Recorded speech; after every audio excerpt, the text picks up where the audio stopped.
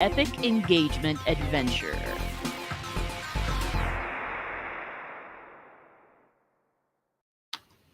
Well, hello. Yes, grasshoppers. It's the moment you've been waiting for all week. Or maybe, it hasn't been that intense for you, but it's been that intense for me. Why? My friend Paige is on with us today. Paige is amazing. All right, everybody. Paige is equal parts science and fabulous stuff. I'm sure you read it in her bio. But my friend, we've been having a great conversation, and we needed to like interrupt that to come online. So that this is going to be a great conversation. Will engage your heart and your mind just like Paige does. Paige, will you tell the people who you are and what you do? Oh, I would love to. Thank you so much, RJ. Honestly, since the first time you and I have chatted, it's been like a instant lifelong connection. I know that this is meant to be exactly what it is. So I'm so happy to be with you all here. My name is Page Frisone. I am a subconscious health practitioner. I'm also the founder and owner of my business, Inner Realm Wellness, here in Boulder, Colorado. So I really am dedicated to helping people awaken their fullest potential by processing the invisible brain and the way that emotions get trapped in the subconscious. The subconscious is 95% of our existence. And funny enough, in society, we only prioritize the 5% of that which we can see. So I really love being in the mysticism of the invisible and all that that means in the realms of spirituality and consciousness and energetics. But I also really love rooting that into the body with the science. And the science piece of it is very epigenetic. It's the piece of modern day science, knowing that we are designed to heal, regenerate, and be whole. So I really love serving people in the mental health world, people with depression or anxiety or addiction of all kinds, and really help them understand why certain programs are showing up in present day and how they can heal those sustainably.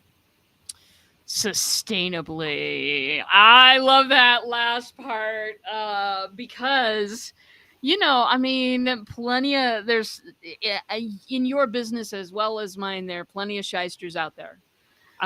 There's a lot of snake oil sometimes, and when you can show someone how to heal sustainably, that is a powerful thing.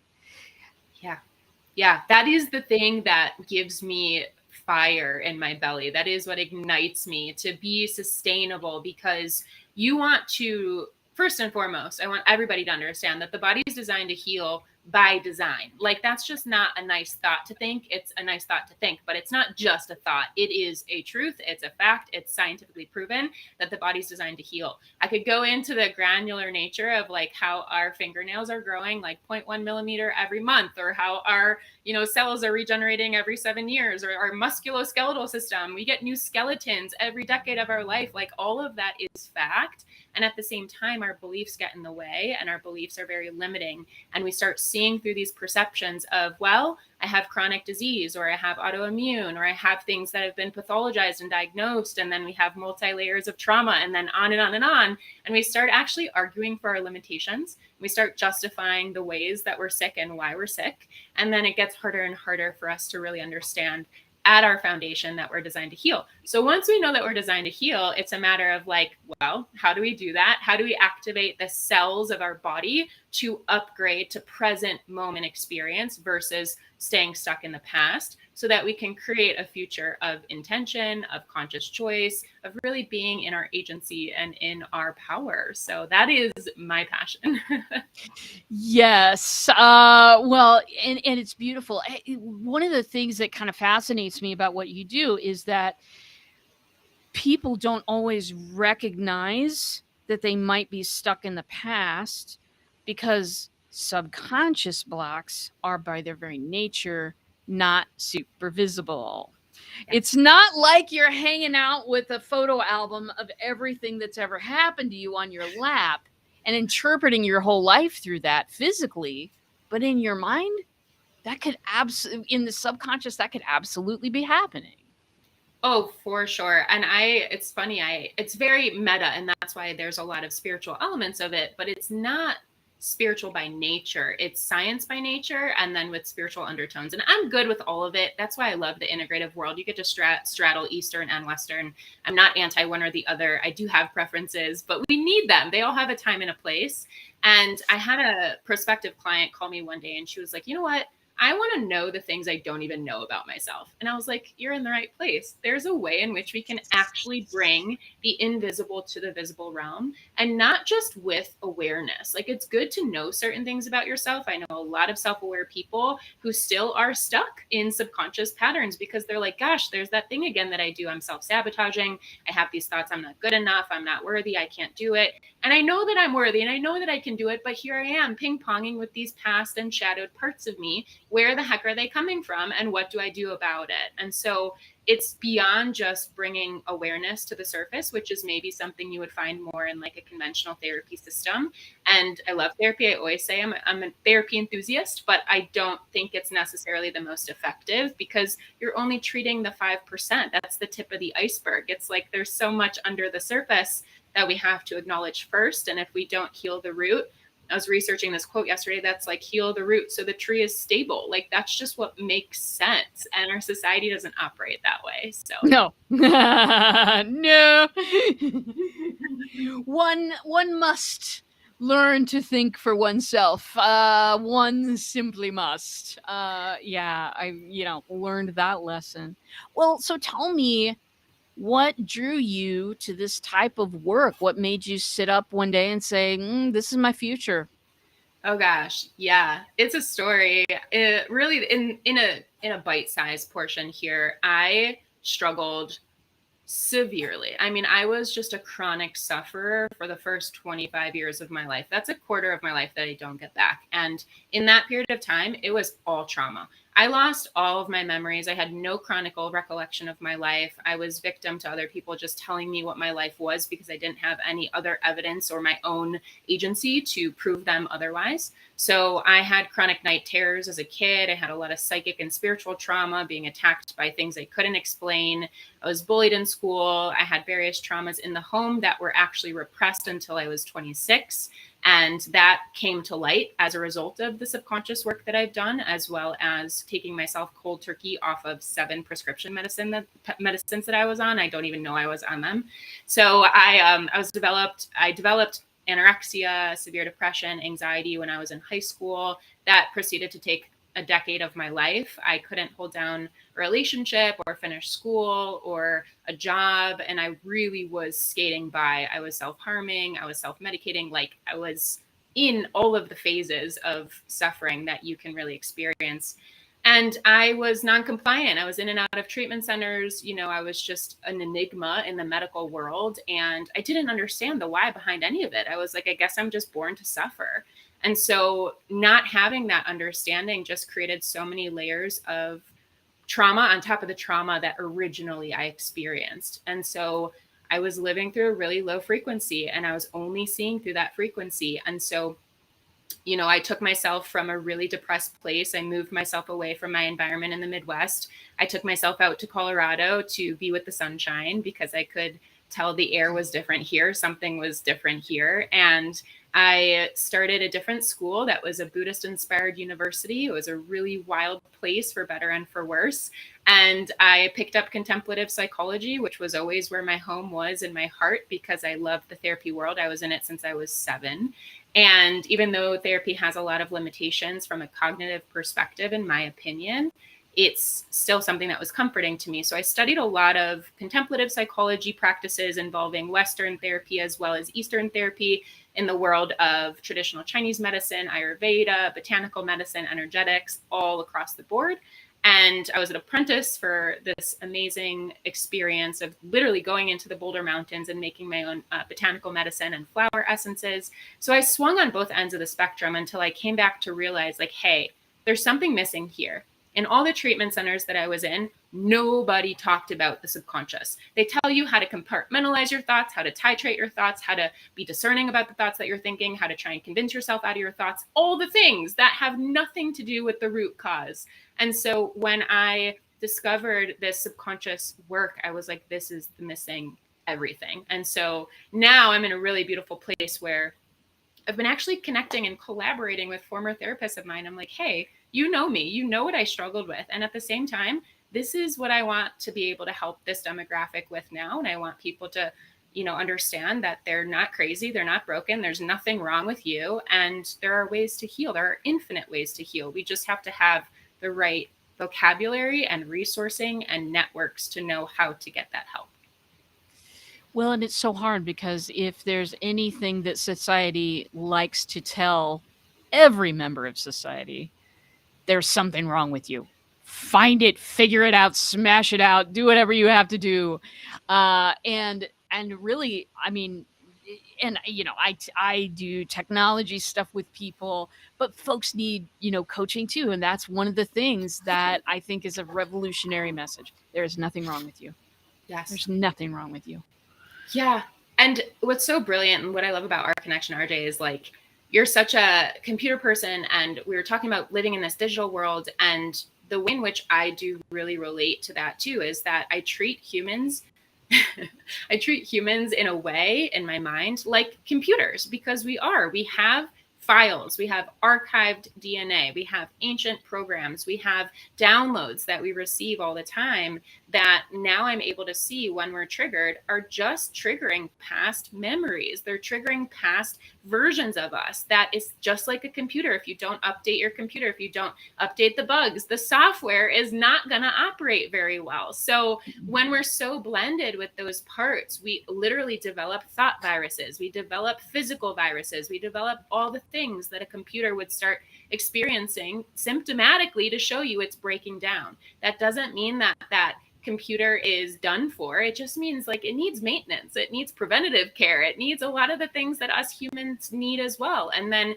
when its time has come, we upgrade, and we get to do that on our cellular body every single moment of the day with the right tools. And so you've been teaching people these right tools for some time. Is there, I mean, any client stories you have, with kind of healing, tell us, how does this, we've been talking about the subconscious and things that we can't see and kind of living in this digital universe. How do you help bring that healing about? Yeah, so I guide clients through a really intimate and intricate process that has 16 steps. We'll go through 16 steps every session.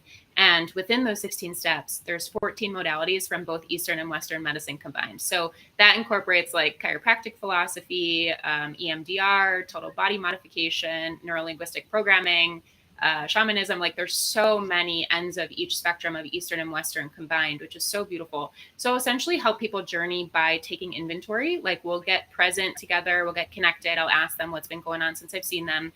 And then we'll observe the physical body. Like what are the physical symptoms you've been experiencing that you'd love to shift if you could? How would you rate them as far as their intensity?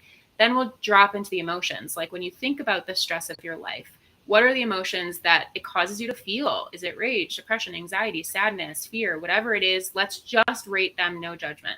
Then we're going to like go ahead and create an intention to anchor our session. And that's really based on the electromagnetic field of the heart space, and actually training the mind to follow the heart instead of the other way around, because of course society doesn't work that way. So we know electrically that the heart is thousands of times more powerful than the brain, and it operates in magnitude with more density. And so when we can train the mind to be actually the receiver or the observer instead of the runner of the show, we can start creating new grooves in the mind, body, and spirit. So once we get the intention down, then we'll go journeying into the mind with repetitive statements, and we'll just harmonize along the way through muscle reflex testing. And then we're going to locate like the root memory of like, what is the signal? What's the root trauma? And there's a lot of roots. It's not just one, but it's like a game of Tetris. We're always going to find what's ready to come to the surface. And then we're going to dialogue with that suppressed, repressed, archived part, whether it's from this lifetime or past lifetime or generational ancestral trauma. We're going to locate like what age specifically and what emotions were happening at that age that are actually signaling your present day stress, your present day trauma, your present day dis-ease, whatever it is. And once we do that, we really paint an elaborate picture of what was going on at that time that was not serving you? What was the need that wasn't met? And how can we upgrade that cellular memory to a pattern of regeneration instead of degeneration? Because when memories aren't processed by nature, we start degenerating instead of regenerating. So it's very beautiful. It's all about how to upgrade the neurology, the physiology, the biochemistry. And that's kind of the sciencey part that I like to geek out about, but it's also very beautiful and energetic and specific to the person. So every session is different, and in it matters to me that people understand why we're doing what we're doing, because we're journeying into the invisible, which means we're using the subconscious's language, and that language might not make sense to the conscious mind. It doesn't make sense to the conscious mind. So I really want to empower people. I'll always help them understand why we're going into the next phase of our session together before we get there. Yeah. Well, I mean, it's good to have a guide, isn't it? You know what I'm saying? Like, you can attempt to cross the English Channel in a boat, or you can hire a guide and probably get there faster and have a much better time. You know what I'm saying? Absolutely. Oh my gosh, for sure. And I've like been there, you know, like I wouldn't be able to do what I do if I didn't use this work in my own life, if I didn't see the value in it. And I just genuinely want to help. Like there's so many acrobatics involved in this intricate process, but you don't necessarily need this intricate process to heal. Like you are your own healer. And at the same time, we are also co-creators. And so I find having a guide, having somebody to walk you through the really scary parts to help keep you organized and keep you safe, that feels really critical for healing. And that's kind of the piece of genuineness that you and I were talking about before we got on today, of like, there are a lot of people with the snake oil and they're trying to sell you their way. And I'm not trying to sell anybody my way, because my way is just my way. It's just what works for me. And I think it's really cool, like what I get to do with clients in session who resonate with me, but ultimately it's all about them. It's about their guidance and their wisdom and everything that they have being within them, and me just helping them really activate that awareness. Well, Ani says, well said. Very good. Yeah, I mean, and we were talking about this also, like dropping the convoluted, dropping the everything that you think that you need to do in favor of the things that will really make a difference. We were talking about that both in terms of what you do and what I do. Sometimes it is absolutely the simple things that lead people to where they can, be free of that photo album, so to speak. Yeah, absolutely. And, when I first started out, it's so cute to like look back at past versions of me, because it's been such a beautiful evolution in this professional world. I've been doing this work forever, but professionally for just a few years now. And when I first started out, it was so grassroots. I literally messaged, and it was very personal. I personally messaged every single one of my Facebook people, every single one of my Instagram people, every single one of everybody that I had ever acknowledged in my entire life. And that involved going back through old yearbooks and going back through, old contact phone books and things that I had not addressed in so long. I lived such an isolated life that for me, building a business was such a beautiful way to become part of the world again, and to be like, hey, here's what I've been going through behind the scenes, and like this is something that I'm here to offer now. And if it's something that resonates for you or resonates for a loved one, we are in such deep need of this on the planet right now. And I'm here. And it was really as gentle and simple as that.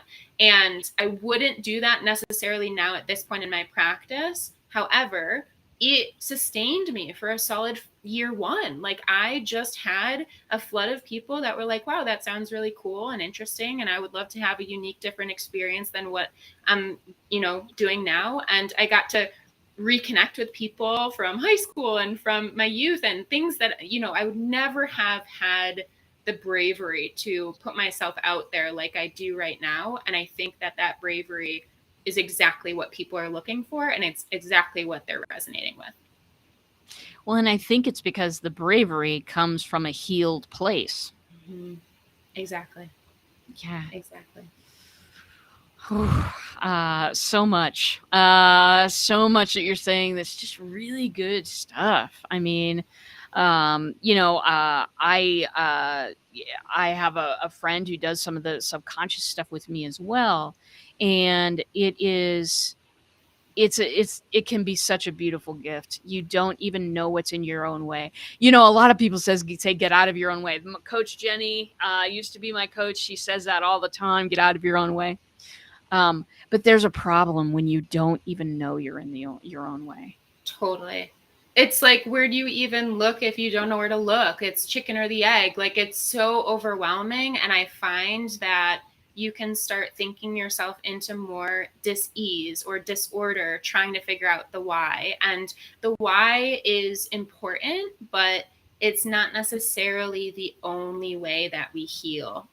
There's just so much to it, as far as finding the thing that feels best for right now is not going to be the thing that necessarily feels best the next moment. But we need to be able to work the muscle of discerning, when do I call in support? How do I call in support when I'm so paralyzed? Versus when do I attend to myself and just sit with this? Like, sometimes all we have to do is just sit with it. And it helps when other people can help you see when you're in your own way. I mean, I've been deceiving myself since I was in my infancy. I thought I'm good when I'm not good. And, like, there's just so many ways the mind is a labyrinth. And if you try, we can't heal the subconscious mind through the conscious mind. It's impossible. We can't do it. And that's why we can't think ourselves out of feeling things. We can't think ourselves into feeling things. There's a way in which we have to just, at first, get educated, in my opinion, like get educated about what the subconscious is. So then we can start tracking how it shows up in our lives. For example, one of my mentors used this example the other day. If I go to the refrigerator, she was like, if I go to the refrigerator and I put the water bottle in the same place every single day, that I'm going into the fridge, getting the water, taking it out, putting it back. And then one day I'm going in and I reach my hand to the right where the water is supposed to be and it's not there, instant trigger. Because we're autonomic that way. We have our habitual programs and our routines, and it's subconscious that we're walking, through our lives with our coping skills, whether that means, like retail therapy or Netflix binges or whatever it is. Like, those are all programmed. And what happens when that coping skill or that mechanism gets taken away? Maybe it's anxiety, maybe it's panic, maybe it's terror, maybe it's fear. Those are the emotions under the surface that we have to deal with. We have to, because they're all interconnected in the invisible. So if we're feeling fear presently, it's actually coming from a past part, and it's triggering all the other times we've ever felt fear in our life. And if we don't find that original root, then we're just swimming in the masses of fear. Like, nobody wants to experience that. And then that perpetuates the cycle of the psychiatric world and the way that we're medicated. And it also perpetuates the cycle of more coping skills on top of more coping skills. And so we usually run in the opposite direction of what we need to be running in. And really, it's a journey right now of coming back to self, coming back to center. And even if you don't know how to deal with the difficulty, just being able to practice sitting with yourself in it without judgment. Yeah, that's a hard one. That's a hard one for a lot of people. We're taught, find out what's wrong with you and fix it, fix it. The world won't tolerate imperfection. Which that's absolutely, I know why people say that, but it's not correct. It's just not correct at all. Totally. Well, and it's at this part of the podcast that I usually kind of ask about, how do you engage your people? And for you, we were really talking about some stuff beforehand about a specific form of engagement. Do you want to introduce that?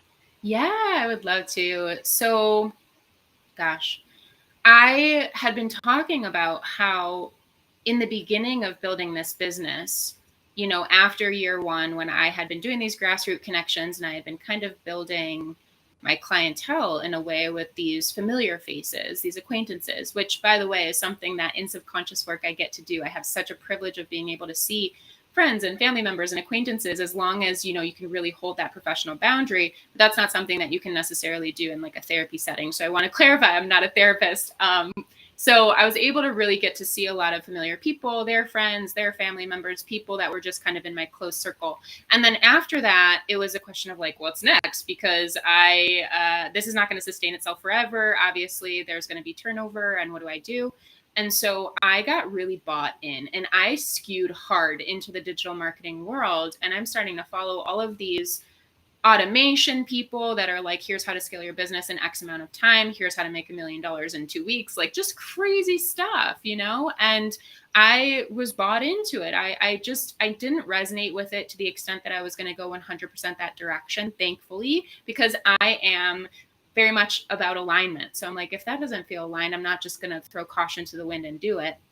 But I was very influenced by it, and it made me feel crazy. It made me feel like I went into one of my tendencies, which is workaholism. And I was just having to be productive all the time, having to send out all the emails, having to build these funnels, having to create, automations and things that I never actually saw were in my vision for this business. Right. I was like, how did I get on this trajectory? And here I am like 6 months steep into it. And I'm like, oh crap, like, how do I get out of this now? Because I've actually skewed way off my path when all I want to do is be of service and help people. And here I am like being this digital robot who doesn't even know where my soul went. Like, that's not okay. So no. Yeah. So I actually was very stagnant for many months in my business because I was like, what's my next step? I'm very clouded with all these digital influences. I'm trying to figure out social media. I don't really love social media, but I feel forced into doing it. There's all this resistance that I'm struggling with. And then the internal resistance that I have is now manifesting into the external resistance in my business. And now it's impacting my practice, and like, holy moly. So it got very complicated. And after really being in the liminal space, like for many months, day in and day out, what is my purpose? Should I scrap the business? I hate everything, right? Like, it got really hard. I had clarity. I had an epiphany. And the epiphany was, you know what? I'm a writer and I'm doing this healing work. And both of those things balance me out very well. I love being able to do multi-passionate things, but I'm missing something. And the thing that I perceived I was missing was speaking. And that aha moment came through an inner child part of me that was like, you know what? You've always wanted to do that. You've always wanted to be able to educate, on a grander scale. And so I started applying to all these places, and I got accepted by a couple big summits, one of which is coming up in March. And the person that's part of the summit is dedicated to visibility. She's dedicated to helping you be visible, which started this whole organic whirlwind of, oh, I'm going to show up and I'm going to be myself, and I'm going to practice being myself, and I'm going to practice being the chameleon I am, and talk with amazing people in all these different realms of experience, and let things be organic again. Like, let one thing lead to another and let the universe do its thing. And so it's been scary because it's been such an experimental time in my business, but it's felt so much more authentic to me. As far as like email marketing and stuff like that, like, I have my basics down. I have the website, I have the social media, I have the email marketing, I have all that stuff, but I want to do it differently because I am somebody who's very person-based. I am very heartfelt. And so I am always committing to being non-invasive. I'm always committing to educating people as to why I'm reaching out to them and confronting them if I'm doing that at all. And then the goal and the priority for me is always to instill value. I want it to be valuable. I'm not going to spam you 3 to 5 times a day like I'm on the receiving end of some of those people. And it's terrible because now, like, I know how much effort it takes me to send out a heartfelt email. I really know what that takes. And it takes my heart and my time and my energy. And then for other people to be spamming me 3 to 5 times a day to tell me how to scale my business and all these digital metrics and all this stuff that just creates more fear in me and paralysis. I just don't even open it. I absolutely archive it. I delete it right away. And I can't even think about people in my network deleting my emails. Like, that makes me really sad because they put so much into it and they're infrequent. I do it when I have something that I'd like to announce, or I do it to share a reflective moment, or I do it to provide more resources for them. And I do it in the name of the work that we do. It's just all with intention. And I'm seeing the contrast of the way we're inundated and the way we need to actually come back to our human selves. And so that's the work that I'm working on right now. Well, yeah, I mean, in the inundation, you are not kidding. I have been slightly obsessed the last couple of weeks. There is a guy on YouTube, his name is Mike Winnett, Okay. and he plays Entrepreneur Bingo. Ah. And he will take the webinars of all these huge coaches, Tony Robbins, Russell Brunson, Dean Graziosi. He will take the webinars and he will film himself watching them. And as soon as they hit upon a certain thing that all of them do, oh, that sounds like a bonus stack. And then he'll mark it off on his bingo sheet. And oh my gosh, that sounds like a BS backstory. I mean, oh my gosh. And it is equally absolutely hilarious and a little bit like, whoa, because I've fallen for that stuff. Me. I have fallen for oh, you need these landing pages in this order, and you need to say this, and you need to put this word in capital letters. If I receive any communication with capital letters in it goes away immediately. I cannot. Yeah. And I will not. Yes. Totally. Holy moly. We have all fallen for the $2,000 class. Yep. We have done this. Yes. Well, this is overdone. The time is past due.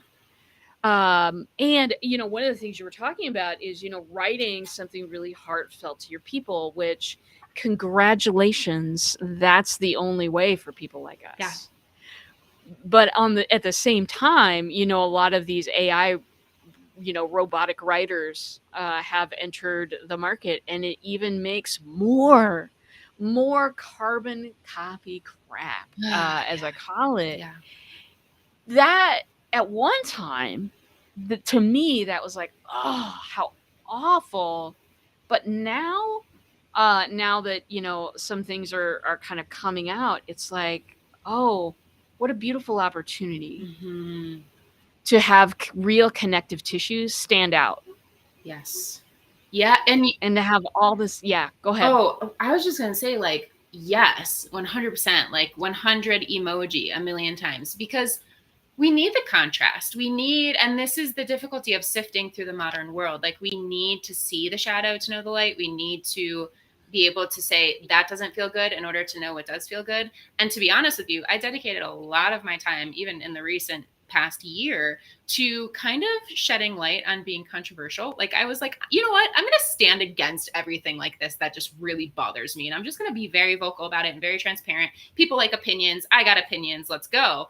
And it was exhausting equally. Like, even though I know people really like the polarization and you're going to find your right people by doing that, it doesn't take me long to feel what's right and what's not in my body. And I got to a place where I was like, okay, instead of harping on all these other things, and instead of being frustrated by the ways of the world, which there's a time and place to talk about that too, I'm just going to focus on like where I'm going instead of like what I'm running from, because I'm just like tired of looking over here when I want to be looking over here. So it's been really a matter of clarity and focus for me, of like, instead of ruffling up my own feathers without even knowing that I was doing that, I thought I was doing productive content, but instead I was like just picking bones with everything around me. And I think that there's value in that too. There's value in every stage here, because we have to know one to know the other. But it's delicate in the healing world too, because you do see people selling out in the healing world, because if you really are of service, you're of service. But if you're of service and then you're selling too hard, too much, too fast, whatever it is,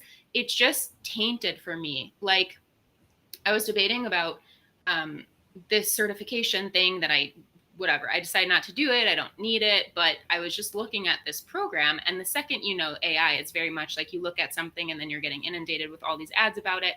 And so I was looking at this center for healing or something across the world, and I was just curious about what they were offering and how it compares or contrasts to what I'm currently doing. And I like to research what's out there. So I'm seeing the way that after I looked at it once and then never again, I am being shown with urgency, like, hey, you only have one day for your 50% off offer, or you're going to get the discount for one more day and that's it, or it's expiring in 2 hours or whatever. And I put a blast on my social story about it because I was like, listen, if you really cared about certifying quality practitioners, if you really cared about helping ease people into the right transition in their life, why are you pushing this financial piece so urgently? Because if it was really in their best interest, if it was really for them and not for you, then you would give them the gift of time to figure it out. And I see this all the time. I'm on tons of email lists where I'm like, gosh, I get it. Like, I understand you need to make money and you need to have the left brain and you need to be logistical. And there's a delicate, dance here. You got to be fluid and you got to be structured. I get all of it. But it's very hard because in grad school, for example, you have all the time in the world to figure it out. Like, maybe somebody will call you, but they're not going to say, hey, your tuition's half off if you sign up tomorrow. Like, that's not an option, right? Yeah. So it's just interesting to me how a lot of these things that are supposed to be in your favor or like in service of you are just the opposite of that. They're the opposite. And the thing is that it is people who use a system of stirring up emotions so that you won't think about what you're doing. Right. Now, I do use persuasive elements in my speeches. I do. Yeah. But there's a difference between being persuasive and being predatory. Mm-hmm. And one of the things that this series of videos, he's got a ton of them on there. There's a whole entrepreneur formula. Oh, lose an afternoon in his channel, if you will. I did. But one of the things that he points out is that so very often people will say, this class, we can only take a limited number of people. Yes. It's a digital class. That's like saying you can only give out 10 PDFs and then, like, it makes no sense. Yes. But the thing is, stir the emotion, herd them all into the same gate, 100%. And they don't even have to make sense. And I mean, it's caused so much entrepreneurial carnage.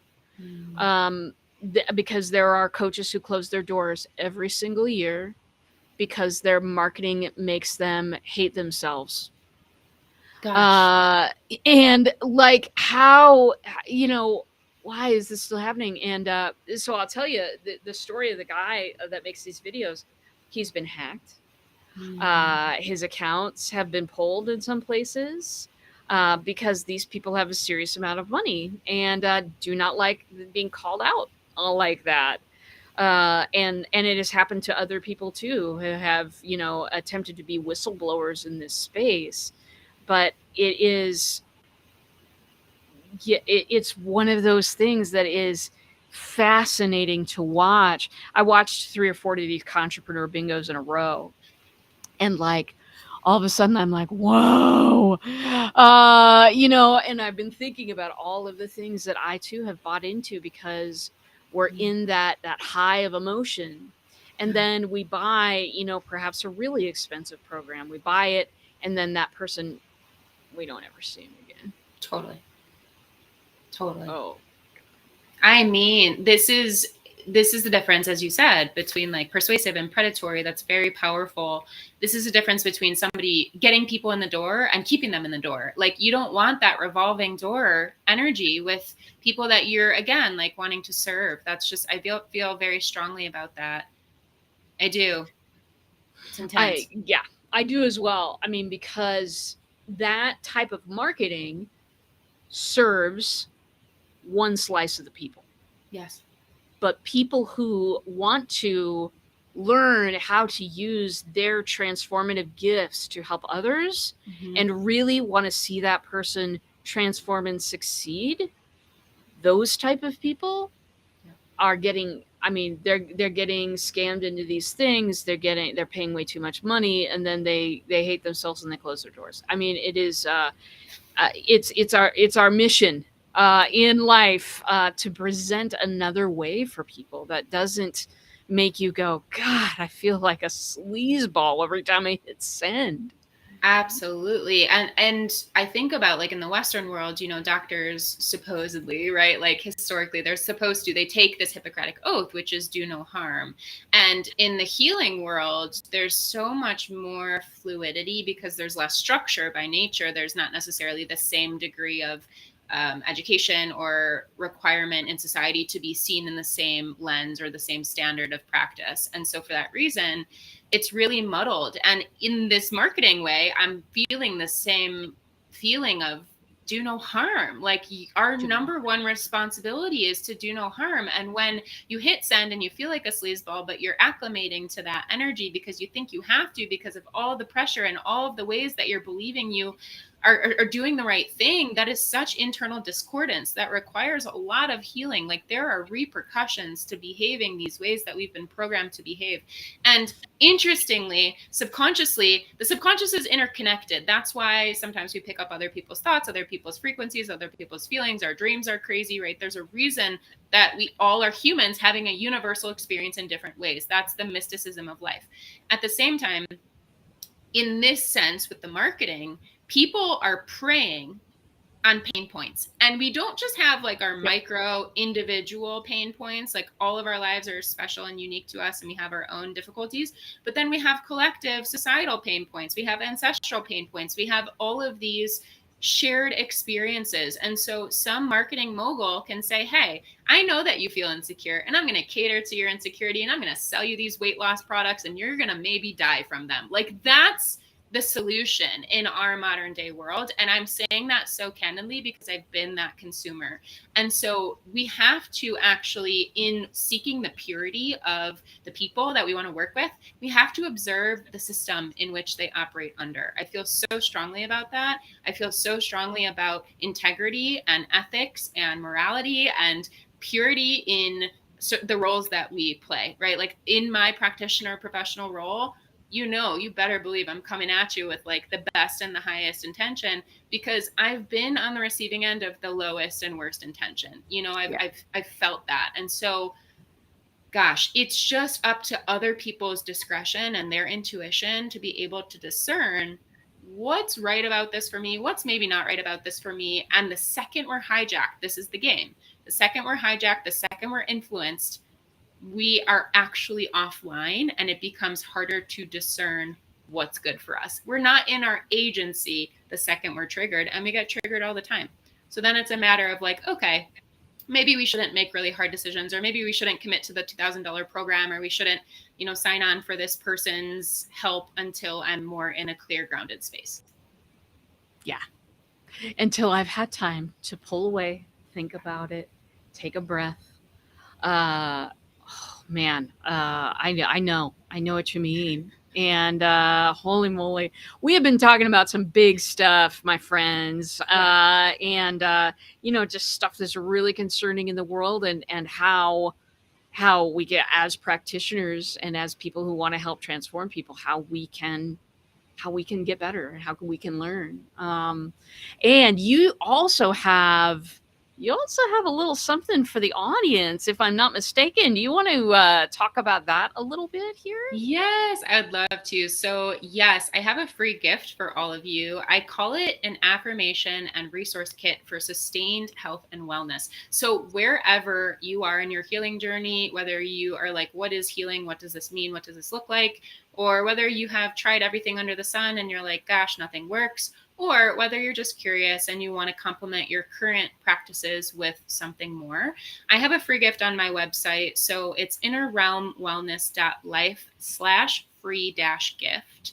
So innerrealmwellness.life/free-gift. And you just drop in your email. Again, that's just completely in exchange for this beautiful resource. It's going to be chock full of mantras, affirmations, as well as like ritualistic practices, external resources in the form of films, media, articles, books, things that can really jumpstart your healing process. And I always say, just play with it. There's things there that are like specific for acute and chronic pain. There's things for resting and letting go, detoxing the body, exercise, movement, all the things, all the basics for human existence. And so you can play with one, you can play with all, you can be as fluid or disciplined as you want. That is there for the taking. Nice. Well, folks, do benefit from this. Benefit from this knowledge. This is not, shouldn't pick this up on a webinar, folks. This is tried and true stuff. And it draws. Here's what I absolutely love about Paige. We're drawing from many areas here.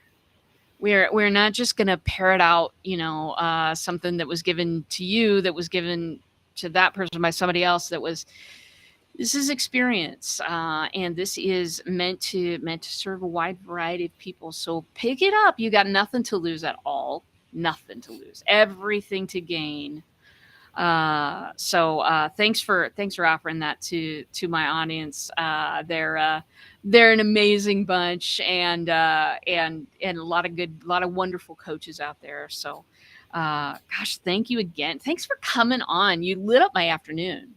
Oh, you lit up my afternoon. You light up so many people's lives. I know this for a fact. I mean, seriously, like in the short time that we've known each other, you've made such a big impact.